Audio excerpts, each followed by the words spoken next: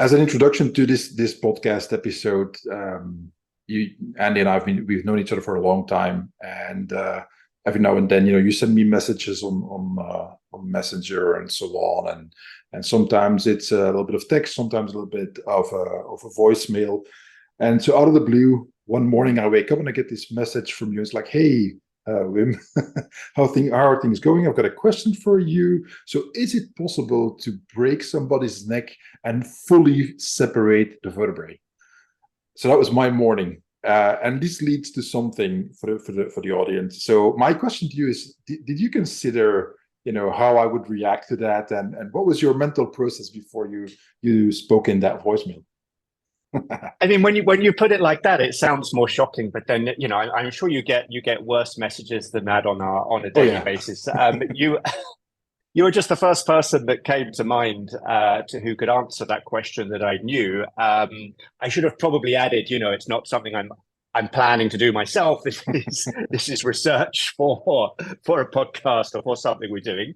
But yes, you were very helpful. So thank you for your contribution. and this leads right into obviously what we're talking about. So you did this basically these travels through the Himalayas and different countries in search for the Yeti.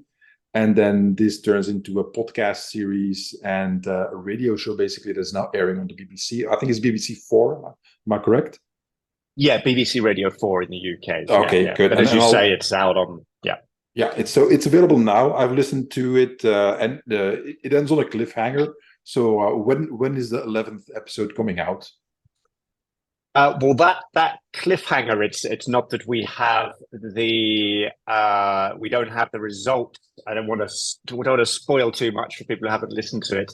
But that depends on some people in the States doing some sciencey stuff. Okay. And that will take maybe a couple of months or something. So okay, so okay. Well, I'm looking forward to hear it. So because I was like, that is a really naughty way to end the podcast. He was like leaving us hanging. But I get it. This kind of stuff takes time, and obviously, it's it takes some money and a lot of things have to be set in motion for this to be done properly. I'm not going to spoil it.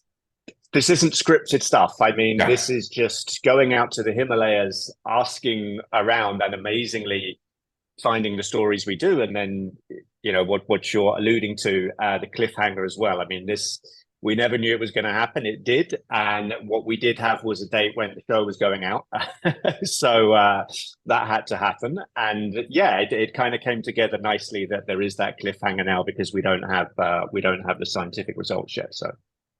All right, so let's get into the meat of it all, and that is that you went in search of the Yeti. Okay, let's first define what is the Yeti. What is that?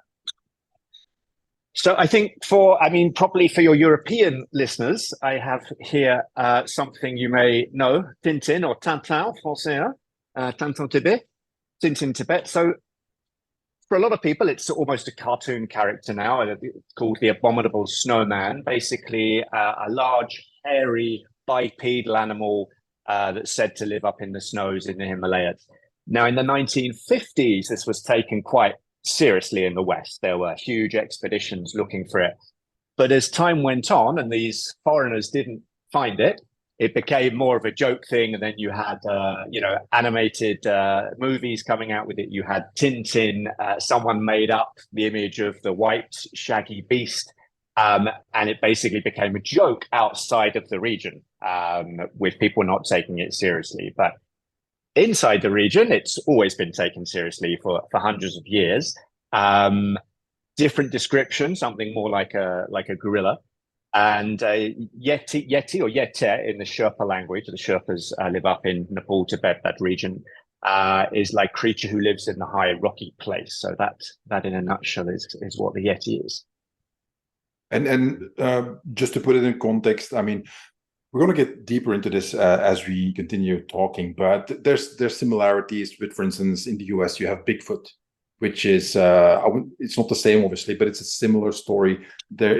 If when we're talking about this kind of stuff, Like you say, outside in the Western world, this has become a little bit, of a joke more, whereas in the country itself, they take it more seriously. Well, this is very similar, in my opinion, to what you see with Bigfoot, is that a lot of people over here in Europe are like what are these Americans up to with that Bigfoot talk? And some people actually in the US are really, really deeply into it. Same thing with Loch Ness Monster. It's still very much, well, I wouldn't say alive, but the myth is still alive. Or is it a myth? Who knows? Yeah, I mean, as far as a Yeti type creature, let's say something on two legs that's a bit similar to a human than not. I mean, this is something in human psychology in almost all cultures. It's the uncanny valley. It's the other, and certainly in some cultures that's come up as a way of kind of othering the tribe you don't like, or your neighbors, whatever, making them out to be a kind of beast like. So there's an interesting cultural thing going on there. I've never looked into Bigfoot in the States, so I'm not going to comment. I will comment on the Loch Ness Monster because that one annoys me. There's not a dinosaur in a lake in Scotland. You'd need a breeding population for a start. There's many scientific reasons why. So I mean, the first thing when you say you're looking for the Yeti is people think, oh, you must be very credulous, very very naive. You just believe everything, these stories. I would switch you back and say, I actually think you're naive, but not with the knowledge you have now. Come and listen to what we've got to say, what we've heard, also the science, and then make your decision afterwards, like, who's the naive one. For a start, there used to be a big gorilla living in the Himalayas. We've got the fossil evidence, so we know there was one. The question is, could some of its ancestors still be out there? Yeah. No, and that's something also we should acknowledge, is that I have an old collection of newspapers, and I think it's the London Times or something from like 1800s, 50s, and so on. People should read the stories that are written there. Like we're a century and a half past that, longer still. And then nowadays we laugh at what back then people took seriously. And I'm sure in 150 years, they will look at what we're talking about right now. So like, how could people believe that? Science is always evolving, it's always changing. And right. In our lifetime, there's already been multiple discoveries of new species that were thought to be extinct. Absolutely. In many different places in the world. So I'm not really into all the, paranormal and exotic theories and all kind of stuff, but there is a reality. If you follow scientific discoveries, you will see that even in the space of sometimes 5 to 10 years, there are massive discoveries, right. and lots of changes, including discovering a whole new species. And so that's why I thought it's fun to talk about this stuff. Go ahead. I mean, absolutely. And so that's a better question to ask, because the Yeti has become a toxic brand, if you like, right? The minute you say Yeti, people already, there's a lot of prejudice and a lot of judgment. And what is he talking about? If you instead say, I'm looking for a new species of ape in the Himalayas, people are like, oh, that's kind of interesting. Then you remind them that the gorilla was thought to be a fantasy animal, the giraffe, the hippo. Very similarly, it was like, oh, this is local people, they're not civilized somehow. They don't know stuff, so they just made this stuff up. And it was only when a foreigner came in, got one in the case of the gorilla, a German soldier, sent it to the Natural History Museum in Berlin in a crate, and they kind of opened it up and they said, like, okay, this thing does exist. I should point out there that is not our approach. Our approach is, not to be shooting anything or putting it into a crate. But there's almost this bias against the local stories, and that's what fascinated me and made me indignant. So I was given this book by my ex-girlfriend, The Sherpa and the Snowman, some years back. And it's a 1950s expedition. That's like peak Yeti. And they're going up there to look for it. But they send up this advance party. The guy from that wrote the book. And so they're looking for local stories, so they know then where the foreign explorers can go look. They find loads of local stories, remarkable. The main expedition goes and looks, no foreign people see it. So they write a book like, well, yeah, we tried, but clearly doesn't exist. And everyone kind of ignores, those local stories. And for me, when I read that, and this is not the famous book of the expedition because it's only about the advance party. I just thought, wow, there's all these local consistent stories. I mean, are they still there today? And I doubted they would be, but I wanted to go up there and find out.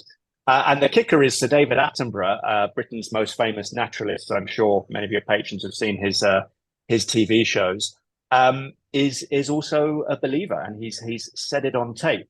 We got that in there on episode 1, just to, not to lose people straight away. It was like it's not just Andy saying this. Sir David's also into this theory. So yeah. And just for the listeners who don't know you, I mean, again, we've known each other for a long time, so it's not like you had a 9-to-5 job working in a bakery and decided to go on an adventure in Asia. I want to refer people to episode 45 and 102. So if you go to wimsblog.com/45 or same URL and 102. These are the previous talks that I had with Andy about his travels throughout Asia, Africa, and so on, living in harsh conditions. So it's not your maiden voyage, so to speak. You actually do know what you're doing when you go into the Himalayas. A bit, yeah. I still very much, as I said on one of the previous podcasts, need external help. There's normally a fixer/guide who's taking care, keeping you alive. And that's, yeah, I think that experience influenced me a lot. Firstly, being up there before, working in the region, just hearing these stories and thinking that's kind of odd. There's like a lot of them, and then when you're up in the mountains, you're hearing the stories from the people who are keeping you alive. They're your bodyguards, right? I don't understand how quickly the weather's going to change. I don't know if that bit of mountainside is unstable, or that plant is okay to eat, or here is a good place to bed down for the night. So the local people you're with, often nomads, yak herders, they're keeping you alive. You 100% trust their knowledge of flora, fauna, geography, climate. And so it becomes increasingly jarring to go, but I'm going to doubt you just on this one thing, which you've said you've seen and you've hunted, but I'll believe everything else. So, that also has an influence if you're up there. The other thing is what I call the topographical possibility. If you're a city dweller or you live in, urban areas or suburban areas of the US or the States, it's very hard to get a handle on the geography of remote mountain areas. It struck me last time I was in Nepal, and I'd walk for 3 days. There's no road, so 3 days up a path, up to about 4,000 meters, and from there I had a lovely view down, and I could see the path going all the way, like where I'd been, 3 days ago. That was the extent of the view, and that was the only path coming up, and it was dwarfed by the enormity of the mountains around, and other peaks, other valleys, where there were no paths. And, even local people are taking their yaks up to, fixed pasture areas. There are vast areas where nobody is going, and it is, very, very difficult to get to. And you kind of don't appreciate that when you're back in the lowlands, I think. Yeah. It's not Belgium. No. And Belgium is tiny, by comparison to most countries to begin with. But this is something that I've talked about with people numerous times, is that this is a pretty big planet. And whoever you are, you've only seen a minute fraction of it. And it's very true what you say, that especially if you live in an urban area, what I would suggest is go to Google Maps and just take the circumference of your city or area, whatever, calculate how many kilometers or miles across it is, and then drop that area into something like the Himalayas or the jungles deep down in Africa, or the Amazon rainforest and so on. Just to get an idea of the scale, just something that more or less how big it is, and then contrast that with the huge amounts. And there's nothing there. There's literally nobody, no civilization. There's nothing. And the other thing is it's folded up. So if you're in the Himalayas, you don't talk about this is 5 kilometers. You talk about this is 6 hours, because it's like this. So you may only be a few kilometers from the next village, but it may take you a day. So that's the real. Yeah, that is the real kicker. And I think being there it does humble the extent of your knowledge, because you're not in control of the elements, and it doesn't matter what the title is on your business card or how much money you have or what car you drive. The mountain and the weather will kill you if you're not careful and if you don't have help. So that's and also it's you know, in a negative way, in a positive way, actually, you know, take care and then just be a bit humbled by it. Reduce your ego size a little bit. So it's very good for that, and making you understand there's a lot outside of your control and knowledge. Yeah, as you say, right? You're not Aries on your Facebook Yeah, group. You're yeah, not the good you're of not the war. god Like, of know what you war. don't know. Yeah, yeah, Yeah, yeah. so So you're not the god of the mountains either. Yeah. yeah, for the listeners, so my Facebook group is called "You Are Not Aries, God of War," because a lot of people who are into martial arts, self-defense, tend to have very strong opinions, just like I do, obviously. But that doesn't mean you know everything. You're not a god of war, and it's the same thing. I don't know what the god of the mountain is, but I'm sure there is one. Whatever you bring to that mountainous area is irrelevant for the mountain. It doesn't care. It's like you just said, is the mountain will kill you, whatever the title on your business card is, if you don't respect it, if you don't respect the people who are there, like the Sherpas, to keep you alive, because they live there, they grow up there, they live there, they know the dangers and so on. And even they, when they get it right, obviously will suffer the consequences. So let alone you, who, despite you having ample experience going there, it's still, you're still like, right, I need a guide, I need somebody to help me get through this, because you know how dangerous it is. It's not like, if you could, I mean, I can imagine that you'd say, like, you know, I know what to do, so I'll just go by myself. That's not how it works over there. And it's true in many harsh environments where the climate, doesn't matter if it's cold or heat or whatever, the climate will take you down. It doesn't care. It just is, whether you like it or not. Right. Different Yeah, question. absolutely. Absolutely. Yeah, yeah. So you decide to go on this adventure. Okay. How did you get your friend Richard to come with you? So yeah, my friend Richard, he's known as the smart one. He's the smart and skeptical one. He has a PhD in cognitive psychology, but what I call him Rickypedia as a nickname because I mean the breadth of the man's knowledge is phenomenal. And I posted something on social media today about it, saying, you know, it's great if you have no internet and a long journey, which is often the case on these trips, because you know he's just like this font of knowledge. But and that's very rare, not in an arrogant way, in a very humble, you know, nice way, and not looking down on you because you know you don't know what he does, whatever. So I had traveled with him before. He's a very nice guy. He's a responsible adult. So you know, I knew there was a risk of me getting carried away, and I did think, you know, am I crazy doing this? I knew if I could convince him, I was golden. You know, I mean, because I can turn it on. I've got my arguments going. I have convinced some people about this, but he would be a tougher nut to crack. And I thought if I could convince him, then I know there's really something in it. And you know, we need more of that today. I mean, get alternative opinions. You know, read the newspapers from the other side, from the other wing. So I'm going up there with someone who's like, "What are you doing? You know, clearly this is ridiculous." And yeah, I think that was a healthy thing to do, and it kept me both sane and alive when he did veto some of my more crazy travel ideas proposals. Um, and yeah, over time, let's say his position has moderated because he's also a smart man, and when the facts change, when what he sees and hears changes, you know, his opinion changes. He still won't say 100%. I believe in this thing, but we definitely move the needle. I think Okay. over the 10 episodes. That's good. So, and I can imagine that, you know, family and friends and so on, when they have this talk with you, hey, Andy, what's going on? Ah, doing well. You know, I'm off for a little trip. Oh, where are you going? Ah, off to find the Yeti. Like, excuse me, that you get these, what kind of responses do you get, like, from, like, okay Yeah. to... I mean, they just think you're doing it as a joke or to write a joke book or something, or, you know, this is clearly, there must be another reason behind it.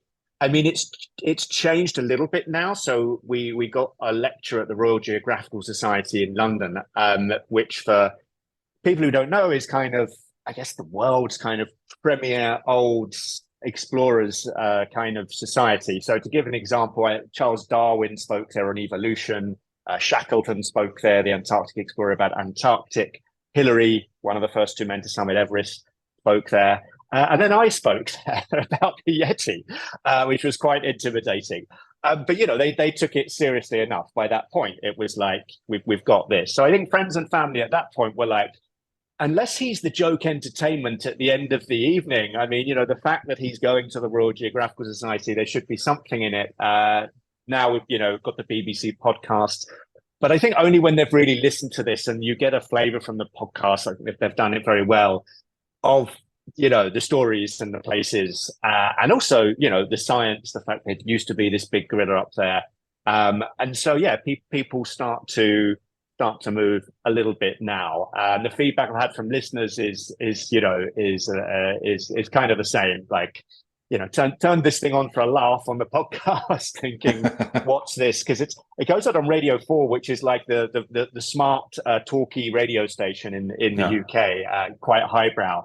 So I think the average listener there would be, "What is this? How is this on Radio 4? There must be a glitch in the matrix or something." So yeah, people are moving a little bit now, thankfully, finally, after all these years. And it's true. I mean, the series is pretty well produced. I like it because what is happening nowadays is that either you have what I do with my podcast is there's like zero editing. Every now and then somebody has to go to the bathroom when I interview them. That would be an edit when we cut that out. Or there's a connection failure. Generous. Apart from that, it's like, I'm not bothering. Okay. No. I try to maintain as much as possible just the natural flow of a conversation. Yeah. But then on the other end of that scale, you have these overproduced podcasts with lots of sound effects and like 30 seconds of sound and music before the next sentence is spoken, and then another break of a minute with some more music and ambient noises. And that's not the case. I like the way that the BBC did this. They struck a good balance between drawing you into the story with sound and spoken word, because that's all you have in a podcast. And it's not overdone, so that's what I enjoed. And I think they've made it quite tight, and used most of the original sounds we got on location.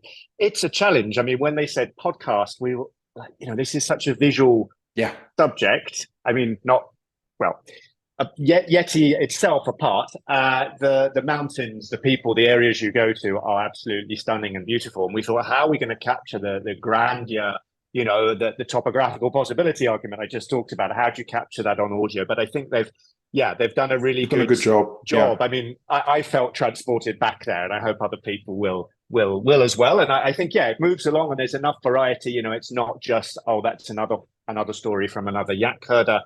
But to be honest, we cut out a huge amount. I mean, that's the nature of these things. It was a 10-episode thing. You've got 28 minutes per episode. So, I mean, there's plenty more those travel adventures and stories that could have been in there. But that will come in the book, so you have to wait. Excellent. And just for the audience, I think you regularly post things on your Instagram.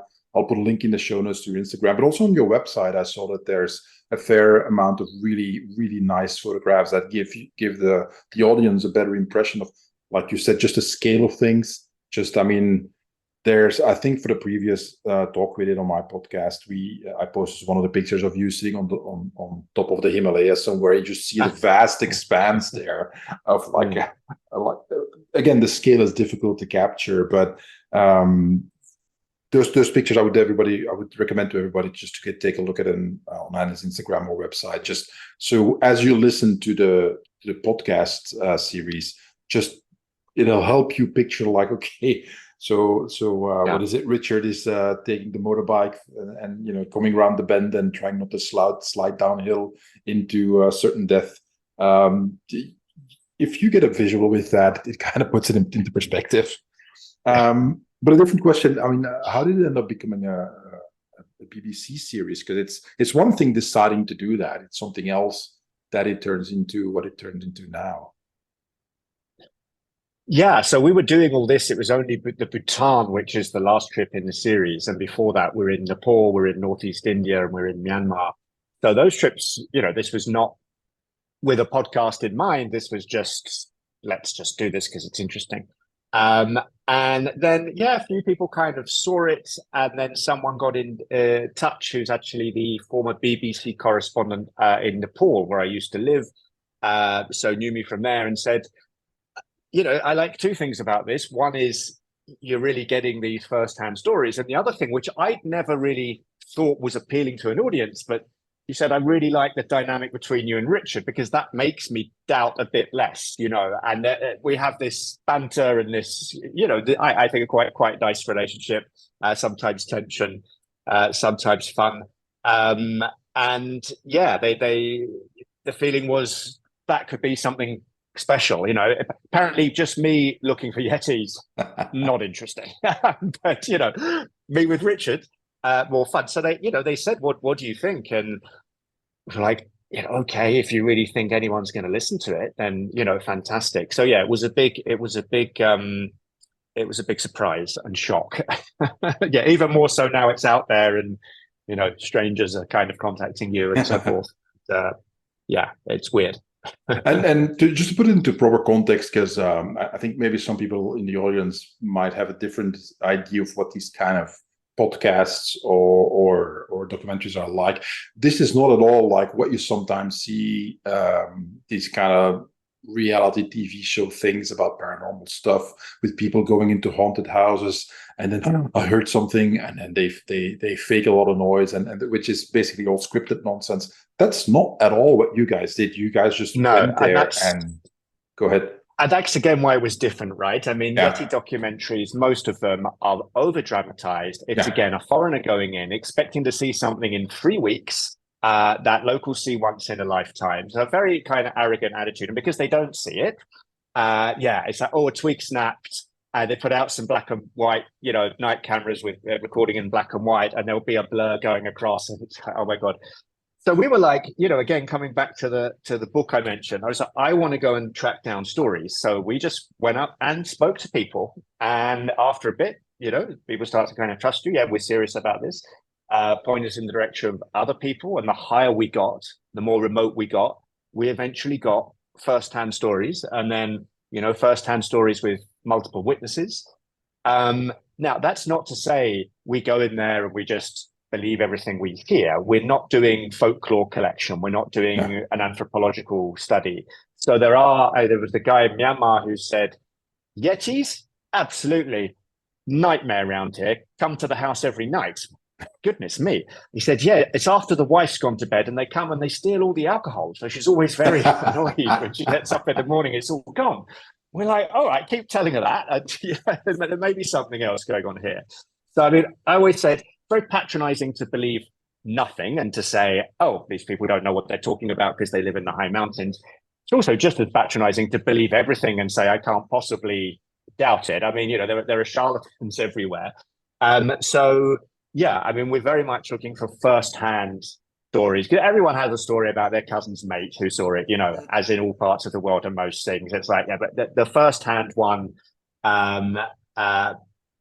with multiple witnesses if possible. So that's quite a high standard, but still, we've got a lot. And we've got ones that involve police reports, because people have been physically hurt or animals or even people have been killed. So, that's getting into pretty concrete stuff. Yeah, that's not twig snapping in the night. None of that. And then we get back to the beginning of the podcast where the question of, is it possible for a human to snap somebody's neck like that? Well, Voila. The Yeti apparently maybe did that. So, like you said, there's police reports, there's stuff going on there. Which again, I try not to spoil the series too much, but we do have to talk about some of the things that you mentioned. But yeah, there's a murder with no good explanation for what could have done it. And again, as a foreigner, you go in and you say people like, oh, but I mean, maybe it was like a bear, right? Because there's some bears around and they're big, and they kind of look at you and say, yeah, but surely that if someone's killed by a bear, there'll be a scratch here and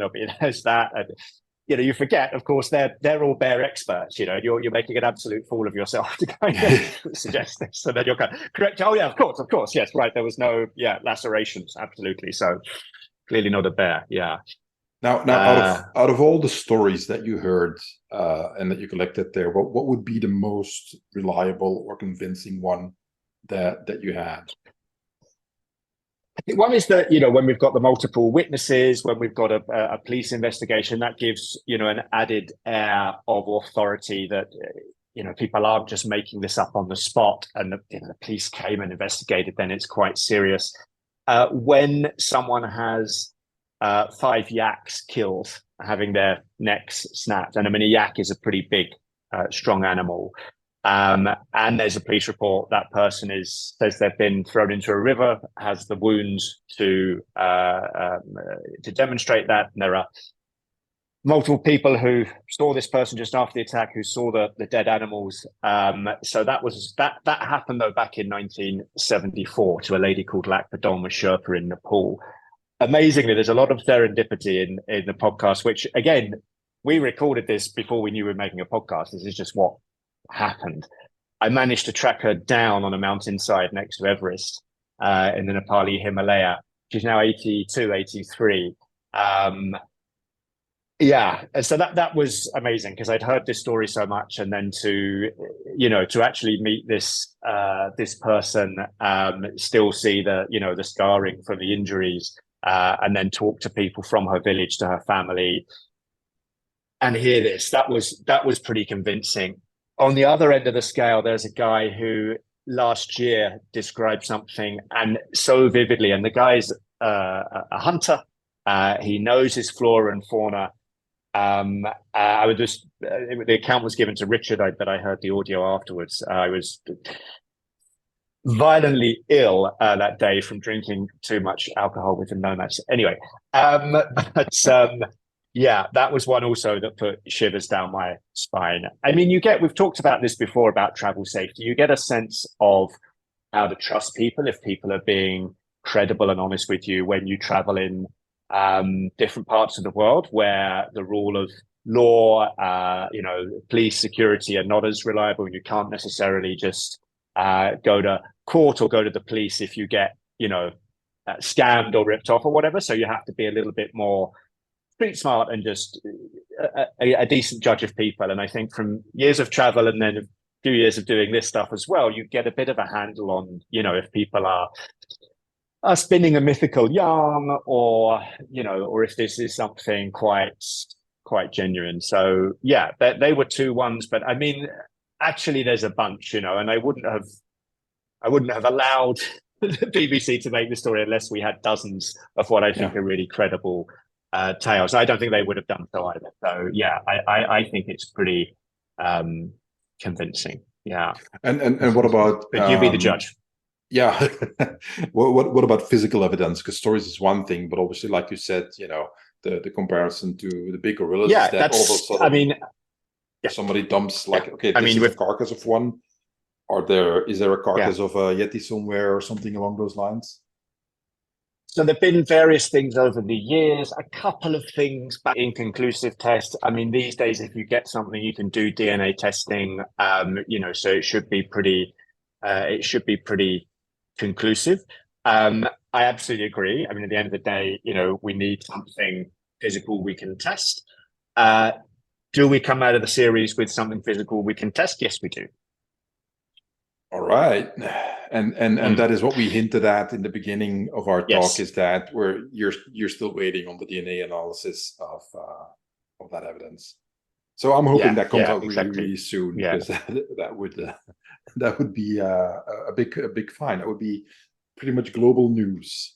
That would be global. Well, the thing is, of course, as Rick has kindly explained to me, no one's going to test something and say, "Oh yes, you found a Yeti." All they can do is go to the DNA database and say it's of no known species, but it looks close to the to this family, right? You've got species, genus, family, this kind of hierarchy of how you classify animals, and they would be able to say we think it's in this group.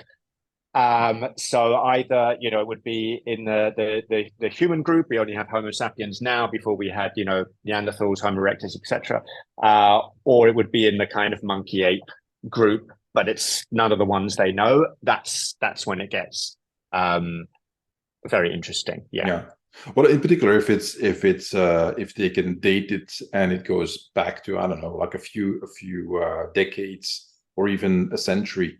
And it would still be, let's say, Neanderthal. That would mean that Neanderthal, or X amount percent Neanderthal, somebody was walking around 50 years ago, maybe with that percentage still present, with which is something we haven't seen, I think. So Which that is would something we be haven't seen. shocking. But what we have seen is we're discovering that the other species of Homo, so we've only got Homo sapiens now, we think, they lived until much more recently, number one. Number two, they interbred with us. So if you're European, I think they say on average you have 2% Neanderthal DNA, you know, and some of us may have suspected it in our A lot friends more. and family anyway. Yes, I know some people, it's 5 or 6. But then a few years ago, I think 2004, they discovered some fossils or some skeletons in a cave in Indonesia in the Isle of Flores, and they subsequently named it a new species, Homo floresiensis, I think I'm right in saying. And that lived, I think, as recently, 12, 14,000 years, have to check this. But it was enough that the editor of Nature magazine, a very prestigious scientific journal, said, that should really make us take more seriously these stories that there are, you know, remote pockets of other Homo species still surviving out there. And in the series, we've focused mainly on the giant ape theory, because most of the stories we hear, it sounds more ape-like. And when we show people pictures, it's like the gorilla or the orangutan, they'll point to and say, that looks like what I saw. But yeah, there is a theory out there that, you know, could that be what the Yeti is? And there's some very interesting stuff there. The Tibetan origin story is that there were two kind of tribes, and one was kind of hairy and rougher than the other, and they kicked that tribe off to live into the mountains, and the other one, you know, stayed in the towns in Tibet. So there's interesting stories there, you know. And was that just another tribe? Is it the othering stuff, and then they made them into monsters, or were they generally a different, you know, a different species? I mean, that's an interesting question. Yeah. So we'll see. when you think of it, I mean, what you guys did, you and Richard, had a very strong X-Files vibe. Like, you would be the Mulder who would be into, you know, I want to believe, and he would be more Sully, who would be more the scientific approach and very skeptical and so on. And please correct me if I'm exaggerating here, but that was what it reminded me of a little bit, which is what makes it fun to listen to. But now that you guys have come to the end of it and have returned, where are you both now? Did you come closer, or did you get more entrenched in your positions, or what are things like now? I think I realized, yeah, certainly some of the stories I had to let go, and, you know, these weren't holding up, and I have to accept things like it's just a footprint, even when it looks huge and it looks like a massive human foot. There are issues with snow melting, with other environmental conditions changing those things. So I got less excited now when we you know, I'll be posting them in the next couple of weeks, because I'm putting the visual stuff up online in line with how the series is being released on the radio show. Yeah. So kind of each week is a different episode, so I'm staggering it. I mean, but still, I'm saying that there are some prints that, you know, it was fresh snow. There was no time for it to melt. You could see there was weight on the foot. So it's difficult, but Richard's argument will be, well, yeah, it can be another animal moving in a different way or something. Yeah, I get it. So yeah, some of that stuff I've had to let go of a bit. But I think with all the stories we heard, he's definitely less skeptical now. I still believe, again, I mean, I think I'm more, it's more a kind of tenacity that I have, that I don't like accepting things so much without proof. So, I mean, that sounds the wrong way around, but when people were just dismissing the Yeti, it's like, well, where's your proof that it kind of doesn't exist, which is very hard to prove. But it was like they hadn't taken into account the evidence that's out there that I'd seen. So that was a bit my thing, that I want to push back against this. And the other driving force for me was actually the career that I'd worked in, which is international development. So that's working in developing countries, normally paid by a European or American or international agency to run, invent, create programs to try and improve the standard of living for people there. And often there, I'd found this kind of arrogance from the outsiders in telling people on the ground what they needed, what the solutions were, how they should improve things for themselves. I kind of mirrored the thing with the Yeti, right? There was this kind of foreigner's arrogance that has annoyed me in my travels and work around the world. So that's part of it for me as well, just pushing back against that. But I mean, I question myself too. You have the show Dragon's Den, or it's called Shark Tank, I think, in the US, where you have the business leaders who sit around, right? And there's always someone that comes on, and they're inventing this thing, and the dragons or the sharks say, "How long we've been working on it?" And they're like, "Yeah, 35 years." And I've mortgaged both my children or something, and you're just like, "Stop now!" And so there's a bit of me that's going like, don't force it to. You don't want to be doing this in 20 years if you haven't proved it. Although it's very enjoyable to do. So, but yeah, there is a bit sometimes where you're saying like, or if you have a few days where it happened in Bhutan, we just Yeah. weren't finding accounts, and we had eminent scientists and people who were spending a lot of time out in the wilderness saying, "Nah, never seen it. Don't think it exists." That got very tricky, and then Richard got quite annoyed because then he could really, my argument, which is we've got to listen to the people who live out there. He's like, "Well, he's a park ranger, Andy, who's been out there for 20 years," and he said no, but thankfully, just after that, something major happened. So that kind of saved the day for me. But yeah, there were definitely moments where I'm like, oh, what am I doing? And by that point, knowing it's going to be aired as well, you're like, am I going to look so ridiculous? And you said something to me once that came back, which you said when people edit things, they can really change how you come across. Like they'll film something or record something, and in the edit, they'll just mix it up and you can come across completely differently. So then I started worrying maybe they're actually making a story about a midlife crisis of two British guys, and it's going to be a kind of hatchet job. So I got lying in the tent worrying about that at night in the freezing cold. Yeah. Yeah, but it all comes back to what you just said, is that you have to talk to the people there, and that goes back to what we discussed a little bit earlier about gorillas not being recognized, and obviously people in the West thinking, "Oh, that's just a story and this and that," until somebody dropped a gorilla body in a box and like, here it is. Like, ooh, okay, we're wrong. Yes, and the locals have been telling this for years that it exists, and you didn't believe it because you didn't see it until they showed you one. And that for me is something like, even though I personally have no big interest in the Yeti or Bigfoot or those kind of things, it's fine. I mean, I have nothing against it. It's just not something that speaks to me. I don't think it's wise to discount local stories like that. No, I have to put that into context. When I visited you in Bali several years ago, we had a really lovely driver that you arranged for us. And who had a very unsuitable name. And you did say to me, "How have you managed to employ a driver with this name? He's not going to instill a sense of trust in your passenger." Do you remember his name? Manic. Now I was. He was a really good driver and a great guy. Great. So I was like, I'll just explain to people and I'll pronounce it Manic. And hopefully no one will get that it's really spelled manic. Yes. So he was a great guy. He was an excellent driver. He was very trustworthy. I mean, no complaints at all. But after a few days, he was talking to us about how he went on this pilgrimage in the mountains and the jungle, and he ran out of water, and then he had this dream, and then of one of the gods coming to talk to him, and then he woke up, and there was a tiger watching him, and he looked back, and the tiger went away, and then he looked, and his water bottle had magically filled up again. And I'm sure he believes that. I'm also quite sure that that's not how things work in real life.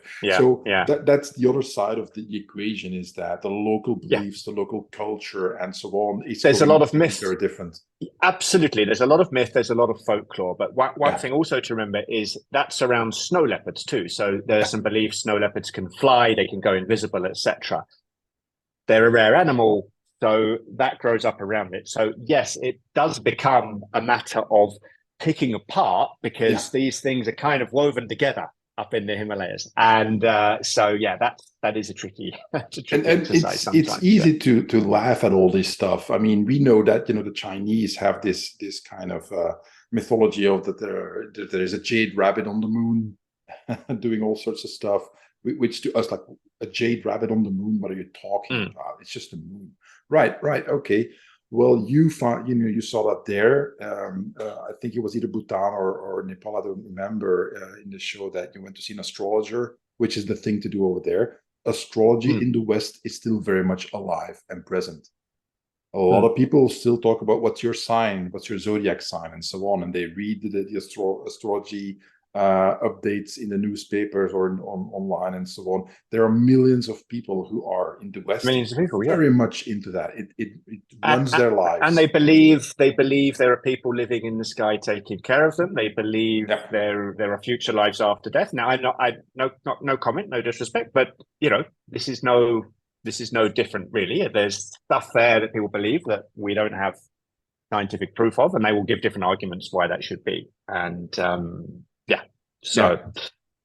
maybe not so strange. Yeah. What I also found really interesting, and maybe that's something that you can expand on a little bit more, because obviously you've traveled widely through Asia, but in particular these very remote regions in a harsh climate, like we mentioned, the mountain doesn't care about you. It's going to kill you regardless who you are if you don't respect that environment.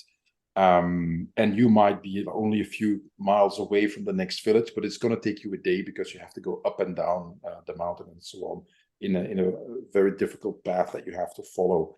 So you mentioned this repeatedly in the podcast series, that the hospitality seems to be really a big thing in those areas. Now, my guess would be that if you live in such a harsh environment, hospitality is important because you might need it one day.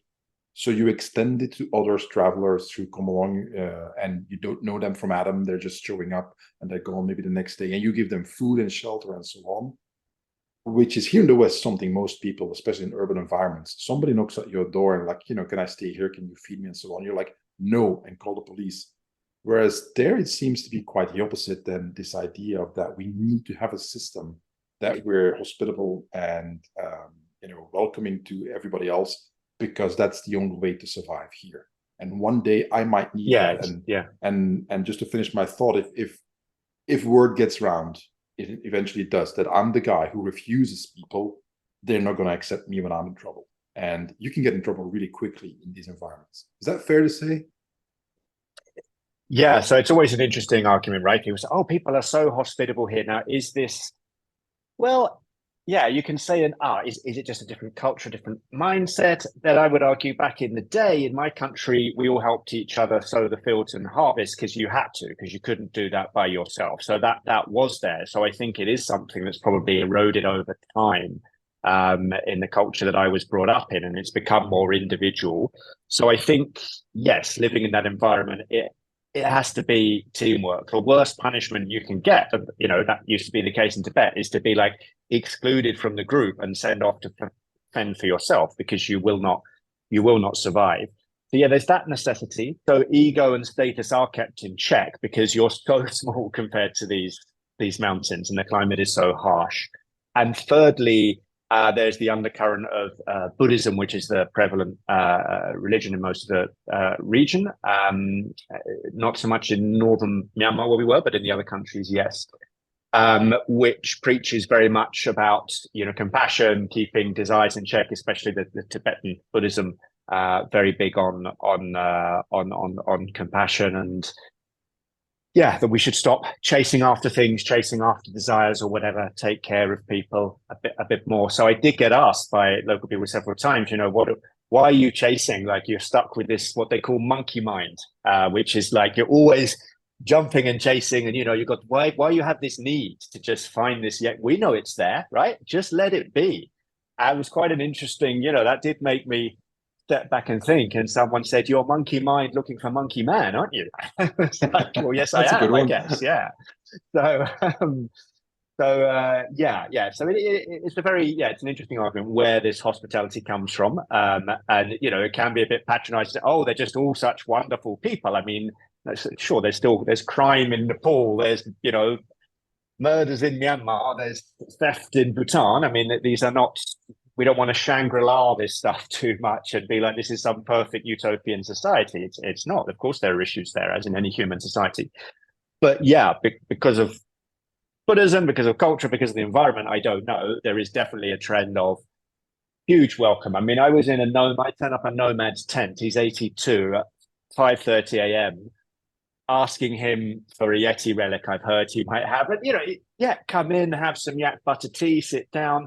I mean, if he'd turned up at my place at knocked on the door and said, "I think you've got something I want in your house." I mean, you would call the police, right? Yeah. I mean, it's like, Yeah, that's one of the so, things yeah, that quite is different. fascinating about travel, and especially go to as many different continents as you can. I've been fortunate to have traveled quite a bit in my life, not as much as you have, but also a fair bit. And it's a really big world out there. Very, very different ways of organizing a society than the one that you grew up in, regardless of where it is that you live. The world is worth exploring. And just to give an example, I mean, you went to Bhutan during the trip there, and they have something called the gross national happiness, which is something that is, I think, unique in the world. Could you talk a little bit about that, just to give the audience a perspective of how different societies can be? Yeah, I mean, it gives you a good perspective on your own society. And, as I say, I used to work in international development, and there we measure basically economic growth, gross domestic product, GDP. And we how much has the economy grown? What's the average income? And we unquestionably accept that's a way to measure how well we're doing without looking at happiness levels. That seems almost too woo-woo, but like people are actually getting more unhappy as America has got richer and more material. It's like happiness levels have gone down. So the Bhutanese, much more rationally, therefore, what's the stuff that really makes people happy? I mean, surely it's also healthcare and having a social safety network, having a nice environment to live in that's not polluted. So they said, yeah, that right, 60% of the country is going to stay forested forever. We need to build roads, get people in schools, and we're not just going to measure things in this narrow economic sense. We're going to look at things more broadly. And there are, I mean, to be fair, other people are looking at that now. So the UN has a what is it called? Human Development Index, I think, which is looking at more different parameters, but instead of just economic stuff. The problem is it's more tricky to measure and get a number. With economics, you've got one nice, easy number. Oh, we grew at 4%, we grew at 3%, we're doing better. With gross national happiness, it's harder to do. But yeah, they've really embraced this approach. And Bhutan is very much a country where they say, a bit like me, I guess, we're not going to do it like that just because everyone else does. We're going to do it differently. I mean, you've got no international chains. There's no McDonald's, there's no Starbucks. I said, no, we don't really want that stuff. There's no advertising billboards, and that makes a huge difference. So apart from so much of the country being countryside, just not seeing any advertising for days, and not having that kind of message sent to your brain, you should buy this to get happy, which is basically what it's saying, is a really nice detox. So I'd recommend Bhutan just for that, or going to the mountains, just to be away from kind of advertising. And yeah, these things are kind of conscious decisions they've made to try and improve the people's life. I mean, as an example, the previous king even abdicated and said, I want to introduce democracy here. We can still have a king, my son, but I think we should have a democratic system. And the people, at least who I spoke to when I was there previously at the time, was saying like, no, don't do that. We think you're a really good king. We don't want this democracy thing. It's normally the other way around, that the king or the authoritarian ruler says, no, I know what's good. You're not having democracy, and people are clamoring for it. Not the other way around, that the person at the top of the tree is saying, no, I want to step back and you decide it for yourselves. And people are like, we're not too sure about that. Yeah. So a bit of a different world. Yeah. That's great. This is one of the reasons why I think travel is so important. Like I said before, it's just like, if you can just travel, you come back a little bit different every single time you travel, except if you do, like, I'm going to go to Spain and I'm going to be in this resort and I'm not going to get out of there. And then I'm going to get straight to the airport and go back home, because you haven't seen Spain. Same thing applies to any other country that you might think of visiting. If you only stick to the purely touristic stuff, obviously that's not what I'm talking about.